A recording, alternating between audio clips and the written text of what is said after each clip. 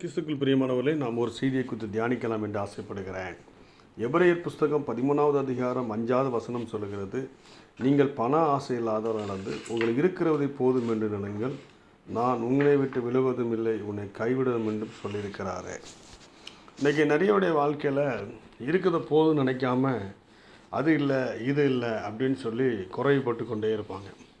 அது வேணும் இது வேணும் அப்படின்னு சொல்லி குறை சொல்லியிருப்பாங்க. நான் ஒரு கதையை படித்தேன். அந்த கடையில் ஒருவன் கனிம பொருட்களை ஆராய்ச்சி செய்யும்படி மலைக்கு செல்கிறான்.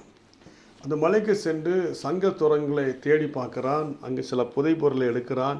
எல்லாவற்றையும் அவன் தேடிக்கொண்டு வந்து கொண்டே இருக்கும்போது கள்ளர்கள் அநேகர் அவனை பின்தொடர்கிறார்கள்.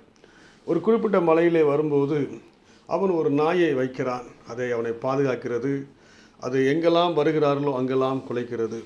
ஒரு நாள் இவன் சம்பாதித்து வைத்து விட்டபடியினால் இவன் நல்லாக படுத்தூங்கும் போது நாய் குலைத்து கொண்டே இருக்கிறது.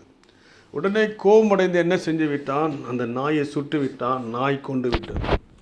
இவனுக்கு எது பாதுகாப்பாக இருந்ததோ அதை கொண்டு விட்டான்.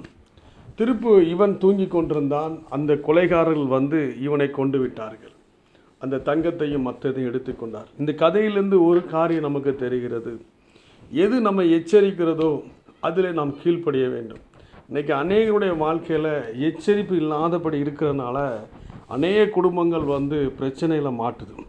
இந்த காலவெளியில் உன்னுடைய வாழ்க்கையில் நீ என்ன பிரச்சனையில் இருக்கிறாய், இதுக்கு என்ன காரணம் என்பதை முதலாவது கண்டுபிடிக்கும் போது தெய்வம் சொல்லுகிறார், நான் உன்னை விட்டு விலகுவதும் இல்லை, உன்னை கைவிடுவதும் இல்லை. உன் வாழ்க்கை என்ன தேவை என்பதை ஆண்டவர் அறிந்திருக்கிறார். கட்டாயம் ஆண்டவர் சந்திப்பார். இந்த காலவெளியில் உங்களுக்காக நான் செபிக்கிறேன். நான் உன்னை விட்டு விலகுவதும் இல்லை, கைவிடணும்னு சொன்ன ஆண்டவர் இயேசுவின் நாமத்தில் அற்புதத்தை செய்யும்படி ஜெபிக்கிறேன். நல்ல பிதாவே, ஆமென்.